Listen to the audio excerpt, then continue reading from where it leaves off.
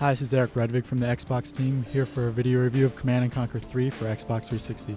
Command & Conquer 3 is a real-time strategy game which has been ported to the Xbox 360 from the PC. It was a critically acclaimed game on the PC, and it holds up kind of well on the Xbox 360.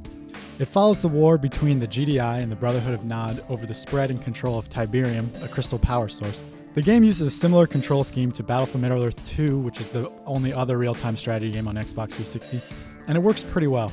It uses a trigger system to bring up menus and dole out commands, but this fast-paced game doesn't really work quite as well as Battlefield Middle-earth 2 in terms of controls. And the AI is really quick and really on top of its game, and if you aren't really down with the controls, you're going to struggle a little bit against the AI. It's difficult to move quickly from one part of the battlefield to another, or to give commands to an individual unit using the Xbox 360 controller.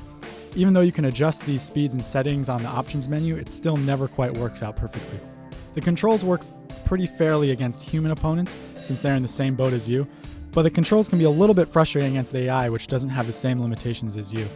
Now, normally the good AI would be a great thing in a game, but in Command & Conquer 3, for some reason on Xbox 360, if you're losing against the computer, you can't hit start and easily restart a level. You have to quit out and go through some fairly lengthy load screens, which can be a little bit annoying.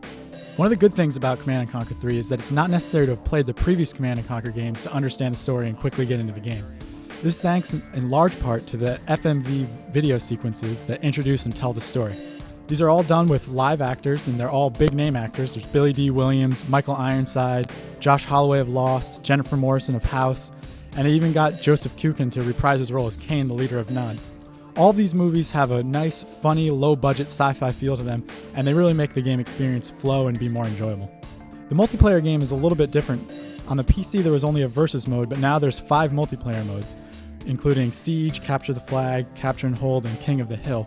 Siege, which is our personal favorite, because it kind of does away with a lot of the limitations that the Xbox 360 controller has, in that it puts up walls around your base for 5 or 10 minutes at the beginning of a battle, which kind of slows down the fast-paced nature of the game and allows you to do a little bit more thinking, a little bit more planning, which you kind of need that extra time with the Xbox 360 controller. Even better, the Fluid Online system allows you to adjust a lot of the settings and really customize your game.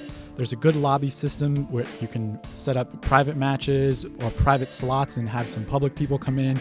You can keep playing games with the same group of people over and over again without getting kicked out, and it really works quite well.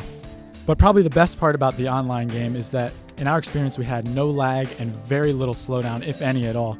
It's hardly even noticeable, and the game runs very smoothly. The game doesn't look quite as good as it does on a PC, especially in the multiplayer mode where you notice a few small downgrades such as smoke trailers not existing on rockets. But it runs really well, and if you ever had any issue with Battlefield Middle-earth 2 on slowdown, you'll find that much less of an issue here, and the game looks a lot better too. This second real-time strategy game on Xbox 360 is a great new addition to the library. It's overall better presentation than Battlefield Middle-earth 2, but it's not quite as good as the PC version of Command & Conquer 3. And if you have a high-end PC, you're going to want to play it on that system so that you can get the better controls and the slightly better-looking game. But Command & Conquer 3 for Xbox 360 is still a solidly built game, and it's a nice alternative to those who don't have a high-end PC, which is why we gave it an 8.2, which is an impressive score. For the full review, check out IGN.com. You are victorious. Dude, Eric is a gentler. Last final victory is ours. That's right. I will never give you the satisfaction of killing me.